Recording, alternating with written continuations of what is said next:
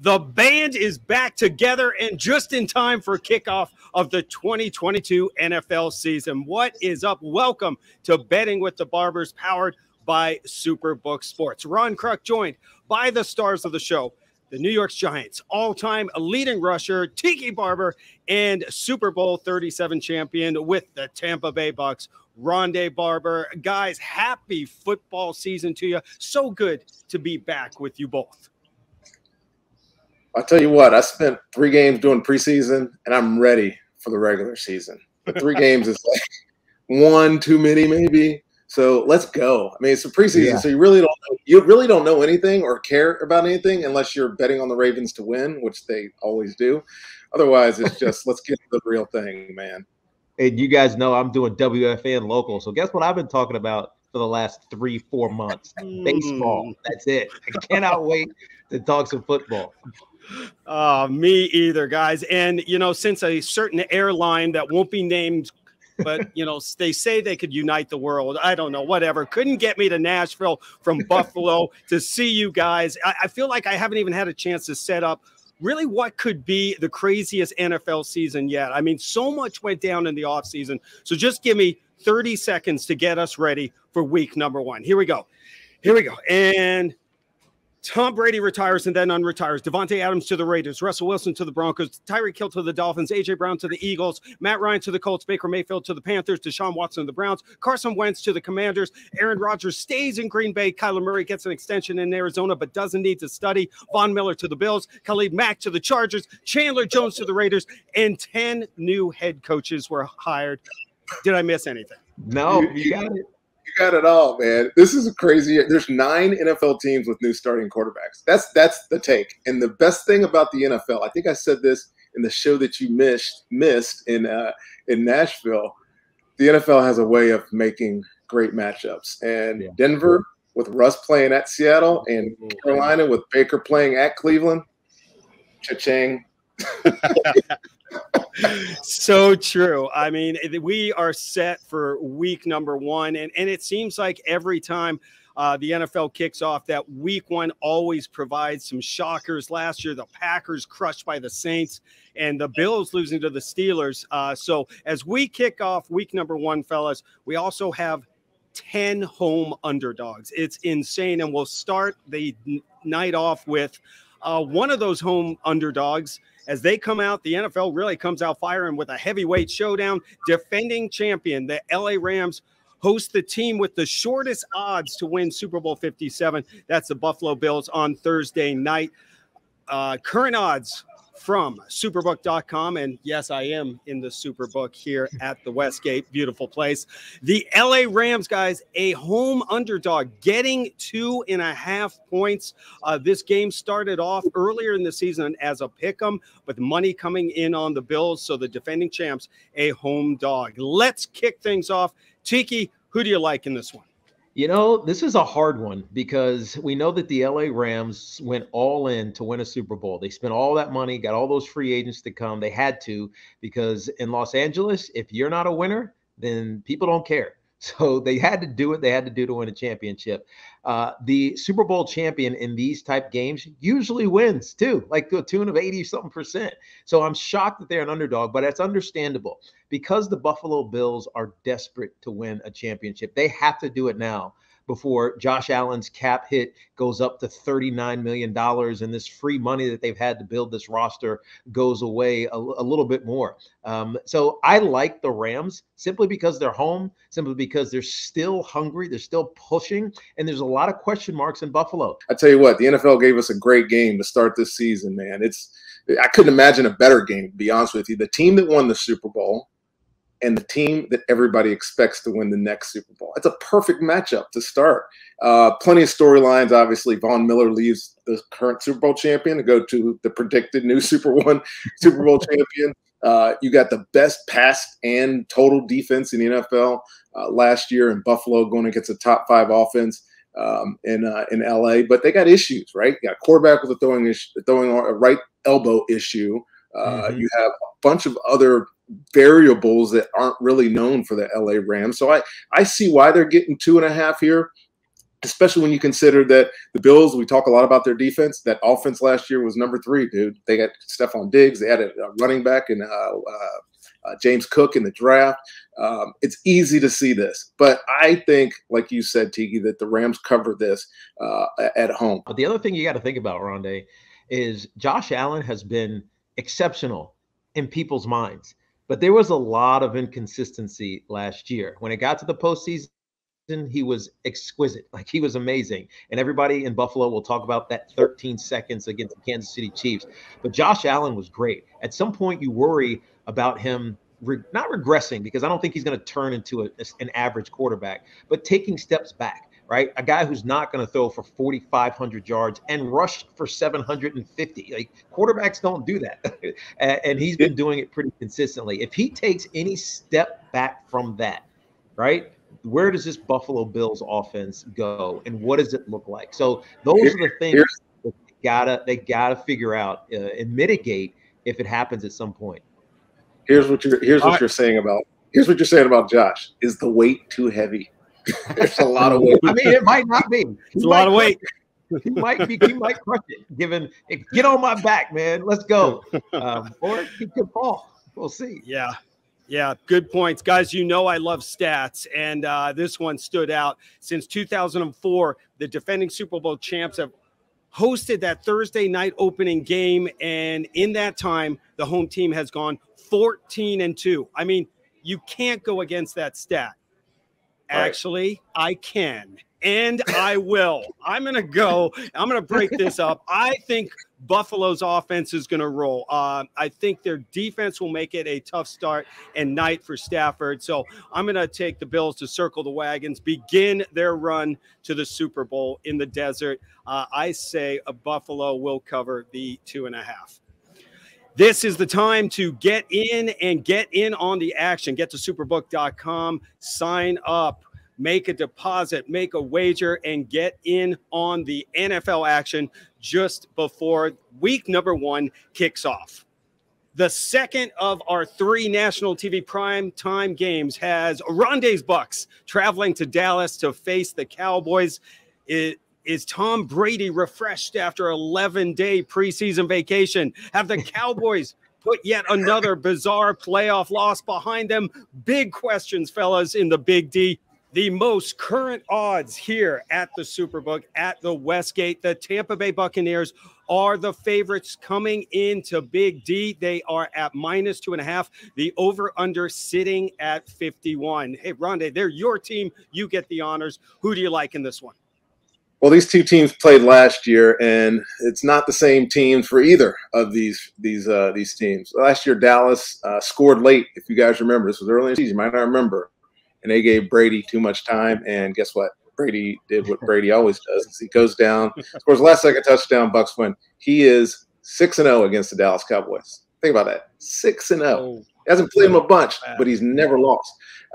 It's funny to me that the odds makers take all the offseason let's call it turmoil, that it's upending the Bucs. Yes, they lost some offensive linemen, but I think they feel good about it. And for me, you can't discount Tom Brady, no matter who's playing in front of him. They're the best bet in the NFC because everybody's doubting Tom Brady. Dude, he was terrific last year. I said it all year. He should have won the MVP with the number of yardage, what he means to his team. And he's like the best quarterback in Tampa Bay history. He's only been there 3 years. So they got better in free agency. They got better in the draft.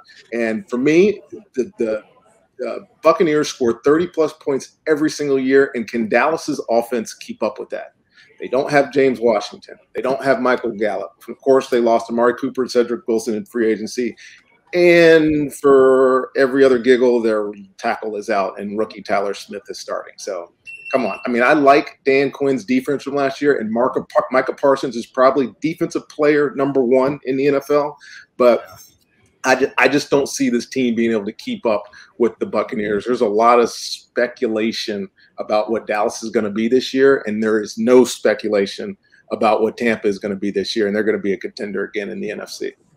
Yeah, the other thing you can't not talk about. So I'm assuming, Ronde, you're taking the Tampa Bay Buccaneers laying 2.5, just like I am, to be in agreement with you. I mean, we're agreeing a lot here in the beginning of the season. It's because The preseason is the only thing we have to judge off of, which means we have nothing to judge off of. So it's based on a lot of emotion. And the thing that I can't not think about is the untalked about hot seat that Mike McCarthy is on. If he and this offense should have another dud when it matters most. I mean, they're going to win a lot of games because the division isn't very strong with Washington and New York Giants, and Philadelphia Eagles may surprise some people. I think Ronde believes that the Eagles could be one of those sneaky playoff teams, but they're going to win a lot of games because of their division. But when it gets to the point where it matters, is that pressure going to collapse upon them? Kellen Moore has been touted, the offensive coordinator, as the next great coming. But with that comes a lot of pressure. Dak Prescott has to be elite again. He threw for 37 touchdowns last year. He has to at least do that. Tony Pollard, who in some ways is usurping Ezekiel Elliott as the better back out of the backfield and then also running the football, is going to have a lot of pressure on him. He led the league in yards per carry, or yards per touch, I should say, from the running back position was 6.5. But when you look at this Tampa Bay team, where's their strength? Stopping the run. They've been number one in run defense for the last couple of years. So I think the pressure that is it's actual, even if not talked about a lot on this team, makes the Dallas Cowboys in a very susceptible position against the best quarterback that we've ever seen, and a team that's in the Tampa Bay Buccaneers who are Super Bowl viable as long as Tom Brady is there. What happened to the battling Barber brothers? What's that? Right? When I said speculation, Tiki, when I said speculation, that's what I was talking about. Exactly what you just said. That's right. Yeah, right. No battling going on here, man. These early games, especially, these are pretty straightforward. Well, I look at this game, and number one, Ronde, thank you for making me feel better about taking Tom Brady as my fantasy football quarterback. He's going to come back strong, at least according to you, so I appreciate that. This game, to me, I like all the intangibles you talked about.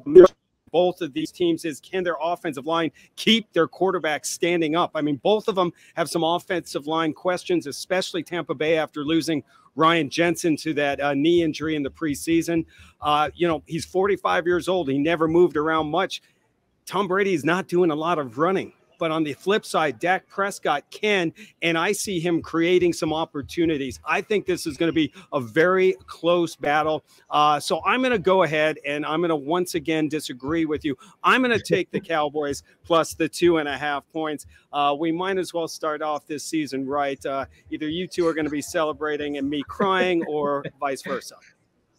We got one more game to go here, man. You never know. The one caveat in this game, and I forgot to mention it earlier, did you guys watch Cavante Turpin in the preseason? He's played in every league possible. And if there is one area of weakness, we never talk about special teams. On this Bucs team, it's been their special teams. Their coverage units have been a little shaky. They've had a lot of turnover. So if the way that kid played in the preseason, he could be a difference maker in this one. He's a joystick, man. He's a joystick player. It's like, dude, he's from a video game. And John Fossil, who is the special teams coordinator, is raving about him. John Fossil's been a pretty damn good special teams coordinator for a lot of years. All right, guys, the week one schedule comes to an end with a very intriguing matchup on Monday Night Football. Listen, no disrespect to Baker Mayfield, who's looking to get revenge on his old team, the Cleveland Browns, after they basically kicked him out of town. But the top story of a quarterback returning to face their old team is the Broncos' new quarterback, Russell Wilson, returning to his old home in Seattle after 10 seasons to face the Seahawks and head coach Pete Carroll after a very strange split up there in Seattle. Current odds here at the Superbook at the Westgate have the Denver Broncos as a -6.5 point favorite on the road. The total sits at 44.5 points. Guys, this one opened up at 4, and the money has been coming in on Denver. Tiki, who do you like in this one? I mean, Denver, not even a question. I mean, Geno Smith is the starting quarterback for a bad Seattle team that bad last year that didn't get much better. I mean, maybe you drafted Kenneth Walker III from Michigan State, who was a stud at Michigan State. I don't know if he's going to translate to the National Football League. Yeah, they hang on to DK Metcalf and they bring in Noah Fant, but I'm not excited about Geno Smith. This is all Russell Wilson. How about this, Ronde? Right? Russell Wilson is the first quarterback to start against his former team that he actually played in the Super Bowl, Super Bowl 48, that was the one at MetLife Stadium back in the 2013-14 season. So it's just amazing the circumstances and the storylines around this game. Yeah. Really, why I like the Denver Broncos, not just to cover the 6.5, but do very well in the AFC West, is because they have two really good runners. And Melvin Ingram, who is the fourth most, or maybe fifth most active rushing leader in the NFL right now, but also Javonte Williams. They went for over 900 yards, both of them last year, which is rare that you see in the National Football League. And the reason I bring that up is because when was Russell Wilson the most successful in Seattle? When he had a great running game. And he's got a ton of wide receivers that we've talked about a lot. So I like Denver. I think their defense gets back on track. And Russell Wilson, even though he hasn't got votes for MVP, he's easily going to be one of the better players in the AFC this year. I believe he was at 14-1 to be the MVP. Kind of intriguing. All right, Ronde, over to you. You like Denver? Or you going with Seattle? So it's going to take me a while to get here on this one, so stick with me because I'm trying to find a reason to disagree with Tiki right now. For sake of betting with the Barbers, we need to disagree on something. It's only week one, dude. It's okay. We can agree week one. What if I disagree?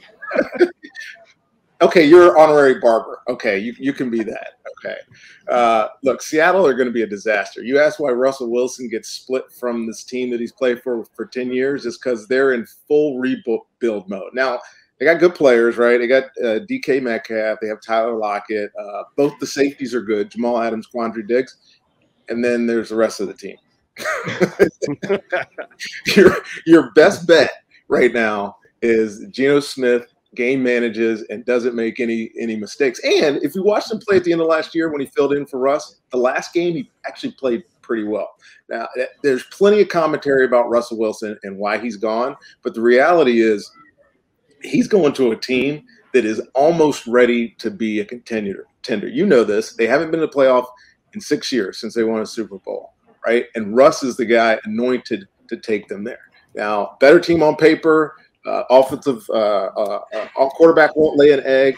He's finally playing for an offensive-minded head coach, so he'll probably have some input in what he's going to do. Right. But there is something that bothers me, and it's only one thing. And I don't even know if it relates to this game, but it relates to Denver. They got a new head coach in Nathaniel Hackett, who's a great guy. I think he's a great offensive mind. He's never been a head coach. They have a newbie defensive coordinator, Ejiro Evero, who was with me as a quality control guy at Tampa a couple of years ago. He's never called a play in the NFL. So on top of that, they didn't play any of their starters in the preseason. Dude, this is going to be one of those games. It's going to be on Monday night. It's going to be sloppy as hell. It's going to be low scoring. It's going to be a ton of Javonte and Melvin Gordon for Denver. And I think they win the game. But for the sake of betting with the Barbers, I don't think they cover. I think. Look at that. Ronde going with Seattle and Tiki going with Denver and that big -6 line. You're talking about Russell Wilson and not playing in the preseason. Well, as Allen Iverson once said, we're talking practice. Practice. Sitting here talking practice, preseason. He's Russell freaking Wilson, man. I don't think it matters. I think it will take some time for him to get synced up with some of the guys on offense. But exactly what you said, Ronde, Javonte Williams is going to be a beast this year. You bring in Gordon. It's a nice duo in the backfield. The Denver defense should get to Geno Smith, put some pressure on him. Listen, it's going to be loud. It's going to be crazy. That's what they do in Seattle. But I think it will be close. But I think Denver pulls away at the end and will win by a touchdown.